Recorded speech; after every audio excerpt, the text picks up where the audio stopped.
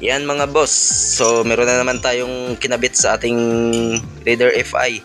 So konting review lang to mga boss, no, sa may gustong magkabit nito. So ito mga boss, so pakita ko sa inyo, nagkabit ako ng Noy high rise na handle. Yung gulong natin sa likod mga boss ay 100 by 80. So yung harap natin mga boss ay 80 by 80. So Maxxis yung harap, B-style yung likod. So palitan pa natin yung harap niyan mga boss. So budget meal lang bar. So ayan mga boss, so ito yung kanyang stock. Ayan. So nagpalit ako mga boss. So okay din naman, maganda siya tingnan kasi mababa yung kanyang manubela. Sa handling mga boss, so okay lang, komportable din naman ako.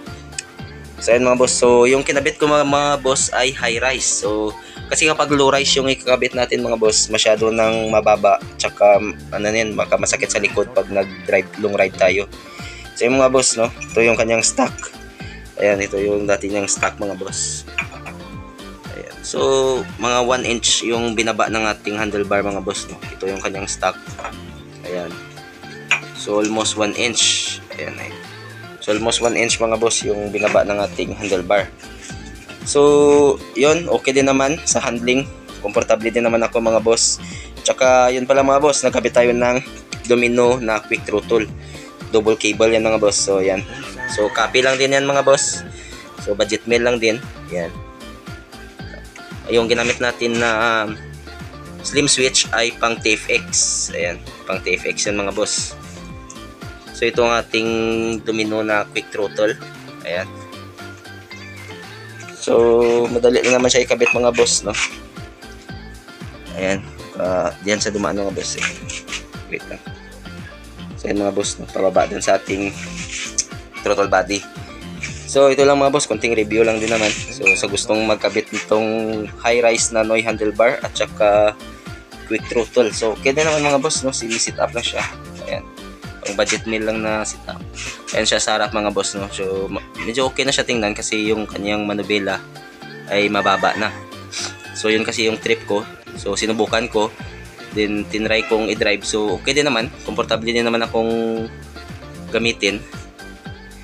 So ayun mga boss, so yun lang. So konting review lang ito mga boss, no. So gustong magkabit nitong high rise na handlebar. Ayan. Alam ko maraming gumagamit nito, lalo na sa mga street bike, kasi yung ginagamit nila mostly dyan ay yung lower, no.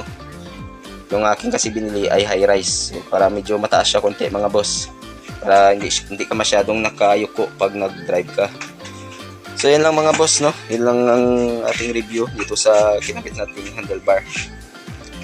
So bala ko sana palitan pa ito mga boss. So palitan natin to ng CNC na white na alloy. Ayan. So check natin mga boss. So yung switch natin mga boss, no, maganda rin naman siya. Ayan. TFX to pang TFX. So try natin mga boss. Yun.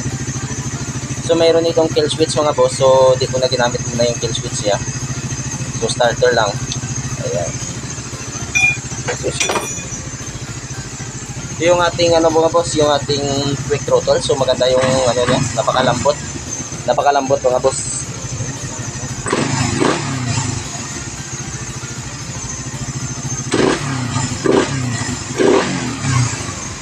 So yun lang mga boss, no. Yun lang yung ating review dito. So ganda nitong ating quick throttle, no? Malambot naman siya. Yan. So yun lang mga boss. So thank you for watching and God bless.